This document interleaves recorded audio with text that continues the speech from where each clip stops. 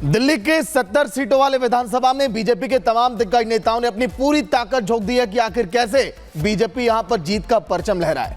इसी कड़ी में मध्य प्रदेश के मुख्यमंत्री मोहन यादव भी पहुंचे, जहां पर नांगलोई में उन्होंने बीजेपी के पक्ष में वोट की अपील की। तस्वीरें देखिए आपकी टीवी स्क्रीन पर, यह नांगलोई की, जहां पर मोहन यादव मध्य प्रदेश के मुख्यमंत्री रोड शो निकाल रहे हैं, लोगों के बीच पहुंचे और कहा कि भारी से भारी संख्या में बीजेपी के पक्ष में वोट आप डालिए और रिकॉर्ड मतों से जीत आप दिलाइए। वो सूखा आप समाप्त करिए, क्योंकि जो बीजेपी ने यहाँ पर कमाल करना चाहती है उसकी तैयारी में सभी यहाँ पर नेता लगे हुए, चाहे मध्य प्रदेश की बात करें, छत्तीसगढ़ की बात करें, उत्तर प्रदेश की बात करें और केंद्र के भी तमाम दिग्गज नेता इस समय चुनावी मैदान में जी जान लगा रहे हैं ताकि बीजेपी वो सूखा खत्म करे और आम आदमी पार्टी की जो सरकार है उसको हराकर दिल्ली में जीत का परचम लहराए और अपनी ताकत को देश में बढ़ाए। क्योंकि पिछले कुछ सालों में जिस तरह से बीजेपी ने प्रत्येक राज्यों की विधानसभा में प्रदर्शन किया, यहां पर भी उसी उम्मीद के साथ। तो वहीं दिल्ली विधानसभा चुनाव का प्रचार अंतिम चरण में जा पहुंचा है और दो मुख्य पार्टियां आम आदमी पार्टी और बीजेपी एक दूसरे पर बड़े आरोप लगा रहे हैं और साथ ही साथ गलत हथकंडों के इस्तेमाल के आरोप भी लगाए जा रहे हैं और दावा है दोनों ही पार्टियों का कि हार का यह डर है जो इस तरीके के हालात यहां पर बनते हुए दिख रहे हैं। वहीं इसी बीच अरविंद केजरीवाल ने क्या कुछ कहा है, आपको सुनवाते हैं। पूरी दिल्ली के अंदर आम आदमी पार्टी की एक आंधी सी बन गई है और उस आंधी में बीजेपी जो है वो बुरी तरह से ख़त्म होती जा रही है। बीजेपी की दिन ब दिन सीटें कम हो रही हैं और आम आदमी पार्टी अपनी ऐतिहासिक जीत की तरफ बढ़ रही है। ऐसे में पूरी बीजेपी बुरी तरह से बौखला गई है और ख़ासकर अमित शाह जी तो बहुत ज़्यादा बुरी तरह से बौखला गए हैं। खुलेआम लोगों पे हमले करवाए जा रहे हैं, खुलेआम लोगों को पीटा जा रहा है, इन लोगों के गुंडों के द्वारा पीटा जा रहा है। पुलिस को निर्देश है कि पुलिस कोई कार्रवाई नहीं करेगी। इस तरह की ढेरों घटनाएं रिपोर्ट की गई हैं, इसके ढेरों वीडियो आए हैं। कल संजय सिंह जी खुद एक जगह मौजूद थे जहां पे इनके गुंडों ने पीटा, पुलिस वहीं मौजूद थी। पुलिस से जब पूछा तो बोले जी ऊपर से आदेश हैं कि कुछ नहीं करना है। पुलिस खड़े होकर देखती रहती है, फिर इनके गुंडों को भगा देती है और जो पीड़ित व्यक्ति है उसी को गिरफ्तार करके उसी पे 4 केस झूठे थोप देती है। उसको पूरा दिन बिठा के रखा जाता है और फिर पूरी रात बिठा के उसको तरह तरह से परेशान किया जाता है। जिस तरीके की बौखलाहट, खिसियाहट और घबराहट केजरीवाल जी के बयानों में नजर आ रही है, मुझे लगता है उसके बाद भली भांति समझा जा सकता है कि किसको अपनी हार दीवार पर लिखी हुई इबारत की तरह साफ साफ नजर आ रही है। देखिए, इस बार वो पूरी तरीके से एक्सपोज हो चुके हैं। पहली बार वो भ्रष्टाचार के जिन आरोपों में हैं, महत्वपूर्ण बात जानते क्या है, वो भ्रष्टाचार के जिन आरोपों में अंदर हैं उसके जवाब में वो एग्जैक्टली वही सेंटेंस बोल रहे हैं जो भ्रष्टाचार के हर आरोपी ने पिछले 30 साल में बोले हैं, ये तो मेरे खिलाफ राजनीतिक षड्यंत्र है।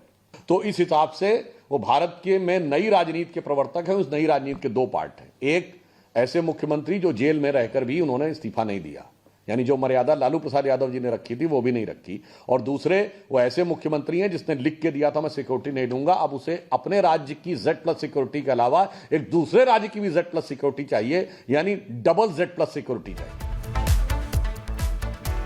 तो देखिए, दिल्ली का माहौल जबरदस्त तरीके से टाइट नजर आ रहा है। हर एक दल एक दूसरे पर वार पलटवार करता हुआ नजर आ रहा है। लेकिन इसी बीच बीजेपी नेता मजिंदर सिंह सिरसा ने अरविंद केजरीवाल पर हमला बोला है और आम आदमी पार्टी के कार्यकर्ताओं पर जो हमले हो रहे हैं उसे लेकर जवाब दिया है। क्या कुछ कहा है सिरसा ने, सुनवाते हैं। मजिंदर सिंह सिरसा जी हैं। मजिंदर जी, ECI को अरविंद केजरीवाल जी ने एक लेटर लिखा है, उसमें कहा है कि नई दिल्ली में उनके कार्यकर्ताओं पे हमला भाजपा के कार्यकर्ताओं के द्वारा करवाया जा रहा है, उस पर एक्शन ले ECI। और साथ ही ये भी उन्होंने कहा है कि जिस तरीके से उनके कार्यकर्ताओं उन पर हमला हो रहा है तो कहीं ना कहीं पुलिस वाले भी इसके जिम्मेदार हैं, उन पर भी एक्शन लिया जाए। क्या कहेंगे आप? देखिए, कुछ ने नौटंकी कर रहे हैं, फ्रॉड है, ना कार्यकर्ता पे हमला हो रहा है बल्कि वो हमले भी कर रहे हैं। कल उन्होंने एक वीडियो डाली जिसमें कहा कि सरकार के संसाधनों का मिसयूज हो रहा है। हैरानगी है कि उन्होंने कपूरथला हाउस, जो कि पंजाब सरकार की प्रॉपर्टी है, उसके ड्राइंग डाइनिंग में बैठकर वो वीडियो शूट करी और वो खुद जो उसमें वीडियो शूट कर रहे हैं उसमें वो कह रहे हैं कि सरकार के संसाधनों का मिसयूज हो रहा है और खुद मिसयूज कर रहे हैं। अरविंद, मैंने ईसीआई को अभी ट्वीट करके कहा है इस पर कार्रवाई करें। पहले भी पंजाब भवन में उनकी जो आईपैक की टीम है उनको सारे कमरे उनको दे रखे हैं। तो वहीं दिल्ली का चुनावी पारा हाई है, लगातार बयानबाजी का दौर तो जारी है, लेकिन बीजेपी के सांसद मनोज तिवारी कह रहे हैं कि जब से बजट का ऐलान हुआ है केजरीवाल को नींद नहीं आ रही है, वो सो नहीं पा रहे और आम आदमी पार्टी हताश है, परेशान है और दिल्ली की जनता मन बना चुकी है कि अब बीजेपी की जीत तय है। सुनिए आप। दिनेश लाल यादव निरहुआ का भी आज आपने गाना लॉन्च किया, एक आपके समित धुल ने भी गाना गाया, कुल मिलाकर दिल्ली बीजेपी की ओर से इस बार 4 गाने लॉन्च किए गए। तो इन गानों के जरिए क्या विधानसभा चुनाव की जीत की तैयारी? सुर बहुत महत्वपूर्ण है। सुरीले ढंग से जब आप लोगों को बात कहते हैं उनके दिल में जाता है। तो हम जब कहते हैं कि हर महिला को 2500 समृद्धि राशि दिलाना है, हर गरीब को 10 लाख का फ्री इलाज करवाना है, दिल वालों की दिल्ली को, दिल वालों की दिल्ली को, अगली लाइन है ना कि दिल वालों की दिल्ली को उपहार चाहिए और दिल्ली में अब दिल वालों की दिल्ली वाली भाजपा सरकार चाहिए। कहाँ गई दिल वाली दिल्ली?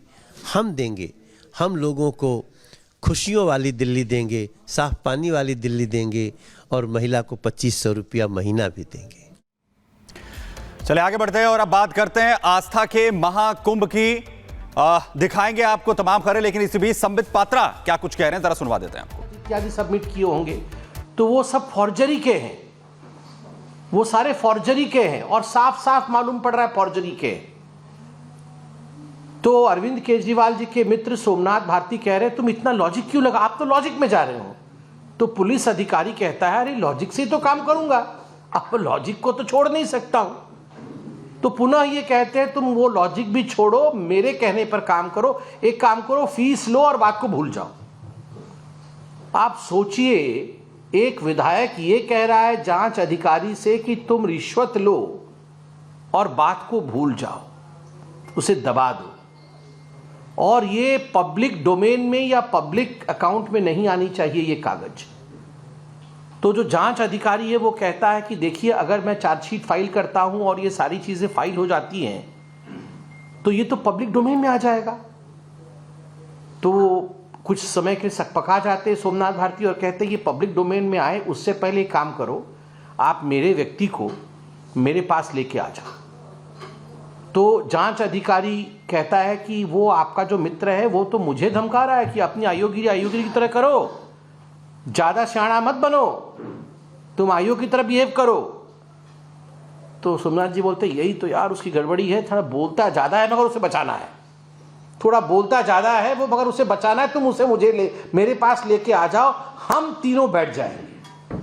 3 यार, उनका तो खैर सब कुछ 3 यार वो बैठेंगे, शराब घोटाला भी किया है। हम तीनों बैठ